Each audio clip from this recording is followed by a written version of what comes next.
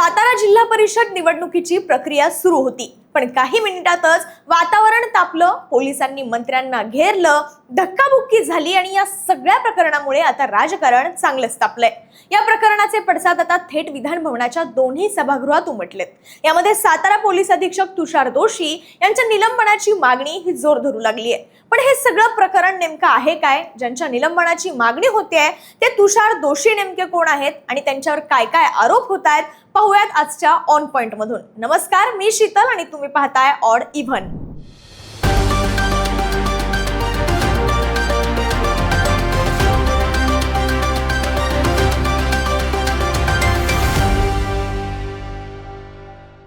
साताऱ्यात नेमकं काय घडलं तर 20 मार्च रोजी सातारा जिल्हा परिषदेत अध्यक्ष आणि उपाध्यक्ष पदासाठी निवडणूक प्रक्रिया सुरू होती। ही निवडणूक राजकीय दृष्ट्या अत्यंत महत्त्वाची होती, कारण जिल्हा परिषद ही स्थानिक सत्तेचा केंद्रबिंदू असते आणि पुढील राजकीय समीकरणांवर तिचा प्रभाव पडत असतो। निवडणुकीच्या दिवशी सकाळपासूनच जिल्हा परिषद परिसरात तणावाचं वातावरण होतं। विविध पक्षांचे कार्यकर्ते मोठ्या संख्येने परिसरात जमलेले, पण मोठा वाद निर्माण झाला तो राष्ट्रवादी काँग्रेसच्या 2 सदस्यांना मतदानापासून रोखण्याच्या प्रकारामुळे। मिळालेल्या माहितीनुसार राष्ट्रवादी काँग्रेसचे सदस्य संदीप मांडवे आणि अनिल देसाई यांच्यावर अपहरणाचा गुन्हा दाखल असल्याचं कारण देत पोलिसांनी त्यांना मतदान प्रक्रियेत सहभागी होण्यापासून थांबवण्याचा प्रयत्न केला। विरोधी पक्षांनी यावर गंभीर आक्षेप घेत हा राजकीय डाव असल्याचा आरोप केला। दरम्यान साताऱ्याचे पालकमंत्री शंभूराज देसाई तसेच मकरंद आबा पाटील, शशिकांत शिंदे हे नेते संबंधित सदस्यांना घेऊन मतदान कक्षाकडे जात होते। यावेळी अचानक पोलिसांनी त्यांना घेरल्याचं सांगण्यात आलं। मंत्र्यांनी आणि आमदारांनी वारंवार आपली ओळख सांगितली, आपण निवडणूक प्रक्रियेसाठी अधिकृतपणे आलो आहोत असंही स्पष्ट केलं, तरी सुद्धा पोलिसांनी त्यांना पुढे जाण्यापासून रोखलं। या दरम्यान जोरदार धक्काबुक्की झाली आणि परिस्थिती काही काळ नियंत्रणाबाहेर गेली। या गोंधळात शंभूराज देसाई यांच्या हाताला दुखापत झाली। या सर्व गोंधळात मतदान प्रक्रिया पूर्ण झाली आणि भाजपने अनपेक्षित असा विजय मिळवला। मात्र विरोधी पक्षांनी हा विजय निष्पक्ष प्रक्रियेतून मिळाला नसल्याचा आरोप केला आणि संपूर्ण घटनेची चौकशी करण्याची मागणी आता सुरू केली आहे। साताऱ्यात घडलेल्या या घटनेनंतर केवळ विरोधकांनीच नाही तर सत्तेत असलेल्या महायुतीमधील पक्षांमध्ये सुद्धा नाराजीचे सूर उमटलेत। महाराष्ट्रात महायुती म्हणून भाजप, शिवसेना आणि राष्ट्रवादी काँग्रेस पक्ष एकत्र सत्तेत असले तरी या घटनेमुळे अंतर्गत तणाव उघडपणे समोर आलाय। विशेषतः शिवसेना, शिंदे गट आणि राष्ट्रवादीच्या काही नेत्यांनी असा आरोप केलाय की जिल्हा परिषद निवडणुकीत भाजपचा विजय हा निश्चित करण्यासाठी प्रशासन आणि पोलीस यंत्रणेचा वापर हा करण्यात आला। आपल्या पक्षाच्या आमदारांना आणि मंत्र्यांना ज्या पद्धतीने अडवण्यात आलं किंवा धक्काबुक्की झाली, त्यामुळे सत्तेत असून सुद्धा अपमानास्पद वागणूक मिळाल्याची भावना त्यांच्या कार्यकर्त्यांमध्ये निर्माण झाली आहे। संपूर्ण घटनेनंतर पालकमंत्री शंभूराज देसाई यांनी उघडपणे नाराजी व्यक्त केली। त्यांनी माध्यमांशी बोलताना सांगितलं की माझ्या सुमारे 40 वर्षांच्या राजकीय कारकिर्दीत असा अपमानास्पद आणि धक्कादायक अनुभव हा कधीच आला नव्हता। काही मंत्र्यांनी तर या प्रकाराची गंभीर दखल घेतली नाही तर कठोर भूमिका घेण्याचा इशारा दिला, ज्यामध्ये राजीनाम्याचेही संकेत हे अप्रत्यक्षपणे देण्यात आले। त्यामुळे ही घटना फक्त स्थानिक वाद न राहता महायुतीतील सत्ता संतुलनाचा मुद्दा बनली आहे। आता विधान भवनात नेमकं काय घडलं तर साताऱ्यात घडलेल्या घटनेचे तीव्र पडसाद 23 मार्चला विधानसभा तसंच विधान परिषदेत सुद्धा उमटले।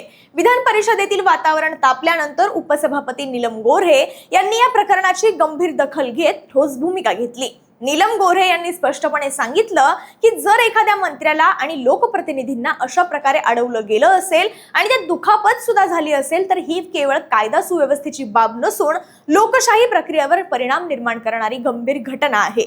त्यामुळे त्यांनी संबंधित अधिकाऱ्यांवर कारवाईची मागणी केली आहे। यात साताऱ्याचे पोलीस अधीक्षक तुषार दोशी आणि या कारवाईत सहभागी असलेल्या सुमारे 100 पोलिसांवर तत्काळ निलंबनाची कारवाई करण्याची मागणी ही करण्यात आली आहे। या मागणी मागे उद्देश असा होता की चौकशी निष्पक्ष व्हावी आणि कोणताही दबाव हा राहू नये। या घटनेचे सीसीटीव्ही फुटेज अत्यंत महत्त्वाचे पुरावे ठरू शकतात। हे लक्षात घेऊनच त्यांनी ते सुरक्षित ठेवण्याचे निर्देश सुद्धा दिलेत, कारण अशा प्रकरणांमध्ये नंतर पुराव्यांशी छेडछाड झाल्याच्याही तक्रारी येत असतात। तसंच नीलम गोऱ्हे यांनी हा मुद्दा फक्त एका घटनेपुरता मर्यादित न ठेवता लोकशाही संस्थांचा सन्मान आणि निवडणूक प्रक्रियेची पवित्रता राखण्याचा प्रश्न असल्याचं सुद्धा अधोरेखित केलंय। पण पोलीस अधीक्षक तुषार दोशी यांच्यावर काय आणि का आरोप होत आहेत तर पहिला आरोप आणि सर्वात गंभीर आरोप म्हणजे एका कॅबिनेट मंत्र्यांना पोलिसांकडून झालेली धक्काबुक्की। आरोपांनुसार पोलिसांनी मोठ्या संख्येने मंत्र्यांना आणि आमदारांना घेरलं आणि पुढे जाण्यापासून रोखलं। या गोंधळात शंभूराज देसाई म्हणजे साताऱ्याचे पालकमंत्री यांना दुखापत झाली। ज्यामुळे हा मुद्दा केवळ प्रशासकीय न राहता प्रतिष्ठेचा आणि संवैधानिक पदाच्या सन्मानाचा प्रश्न बनलाय। दुसरा आरोप म्हणजे विरोधी गटाचा असा दावा आहे की काही जिल्हा परिषद सदस्यांना मतदानापासून रोखण्यासाठी पोलिसांचा वापर करण्यात आला। जर हे आरोप खरे ठरले तर लोकशाही प्रक्रियेत हस्तक्षेप मानला जाऊ शकतो, कारण निवडून आलेल्या प्रतिनिधींना मतदानाचा अधिकार बजावण्यापासून रोखणं ही गंभीर बाब मानली जाते। तिसरा महत्त्वाचा मुद्दा म्हणजे पक्षपाती वागणुकीचा आरोप। काही नेत्यांनी असा दावा केला की भाजपच्या सदस्यांना कोणताही अडथळा न आणता प्रवेश दिला गेला, तर शिवसेना आणि राष्ट्रवादी काँग्रेसच्या सदस्यांना अधिक तपासणी किंवा अडवणुकीचा सामना हा करावा लागला। त्यामुळे प्रशासनाच्या निष्पक्षतेवर प्रश्नचिन्ह हे निर्माण झालंय। पण ज्यांच्या निलंबनाची मागणी केली गेली ते पोलीस अधीक्षक तुषार दोशी नेमके आहेत तरी कोण? तर साताऱ्यातील ताज्या वादामुळे तुषार दोशी हे चर्चेत आले असले तरी त्यांच्या कारकिर्दीत यापूर्वी सुद्धा काही संवेदनशील आणि वादग्रस्त प्रकरणांमुळे त्यांचं नाव कायम चर्चेत आलेलं आहे। सर्वात आधी जालना जिल्ह्यातील अंतरवाली सराटी इथे मराठा आरक्षण आंदोलनादरम्यान झालेल्या लाठीचार्ज प्रकरणात त्यांचं नाव समोर आलं होतं। त्यावेळी ते जालना जिल्ह्याचे पोलीस अधीक्षक होते। आंदोलकांवर पोलिसांनी केलेल्या लाठीमारानंतर राज्यभर संताप हा व्यक्त झाला होता।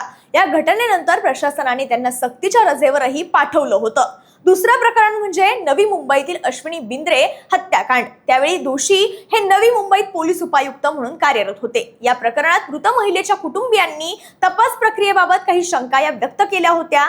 त्यात आरोपीच्या वकिलांना दोशी यांनी गोपनीय माहिती पुरवल्याचा आरोप अश्विनी यांच्या वडिलांनी केला होता। तिसरं प्रकरण म्हणजे तुषार दोशींची बदली। अंतरवाली सराटीतील घटनेनंतर त्यांची बदली सीआयडी मध्ये करण्यात आलेली, मात्र मंत्री दीपक केसरकर यांच्या विरोधामुळे ती बदली रद्द करून त्यांना पुणे लोहमार्ग पोलीस दलात पाठवण्यात आलेलं। आता साताऱ्यात घडलेल्या संपूर्ण प्रकरणावर राज्याचे मुख्यमंत्री आणि उपमुख्यमंत्री यांनी सुद्धा स्पष्ट भूमिका मांडली आहे। एकनाथ शिंदे यांनी या घटनेबद्दल उघडपणे नाराजी व्यक्त केली असून त्यांनी सांगितलं की जिल्हा परिषद निवडणुकीपूर्वीच परिस्थिती संवेदनशील होऊ शकते याची कल्पना आली होती आणि यामुळेच त्यांनी स्वतः साताऱ्याचे पोलीस अधीक्षक तुषार दोशी यांच्याशी संपर्क साधलेला। उपमुख्यमंत्री शिंदेंनी दोशी यांना स्पष्ट सूचना सुद्धा दिल्या होत्या, त्या म्हणजे कोणत्याही सदस्याला मतदानापासून रोखलं जाऊ नये, पोलिसांनी पूर्णपणे निष्पक्ष भूमिका घ्यावी, कायदा आणि सुव्यवस्था राखताना लोकशाही प्रक्रियेला अडथळा येणार नाही याची काळजी सुद्धा घ्यावी। मात्र सूचना दिल्यानंतरही मंत्र्यांशी धक्काबुक्की झाल्याचे आरोप हे समोर आल्यानं त्यांनी तीव्र नाराजी ही व्यक्त केली आहे। त्यांनी असं सुद्धा म्हटलंय की जर सत्ताधारी आघाडीतील मंत्र्यांनाच अशा प्रकारची वागणूक मिळत असेल तर हा लोकशाही प्रक्रियेवर डाग असल्यासारखा प्रकार आहे। तर मुख्यमंत्री फडणवीस यांनी बोलताना या संपूर्ण प्रकरणाची सखोल चौकशी केली जाईल असं आश्वासन दिलंय। यासोबतच त्यांनी स्पष्ट केलंय की केवळ आरोपांवरून निर्णय घेतला जाणार नाही, तर सीसीटीव्ही फुटेज, अधिकाऱ्यांचे अहवाल आणि सर्व बाजू तपासल्या जातील आणि त्यानंतर चौकशीत जे तथ्य समोर येईल त्यानुसारच कारवाई केली जाईल। विधान परिषदेच्या उपसभापती नीलम गोऱ्हे यांनी पोलीस अधीक्षक तुषार दोशी यांच्या निलंबनाची शिफारस केल्यानंतर हा मुद्दा अधिक संवेदनशील बनलाय। मात्र या निर्णयानंतर सत्ताधारी आघाडीतच वेगवेगळ्या भूमिका समोर आल्यामुळे प्रकरण आणखी गुंतागुंतीचं झालंय।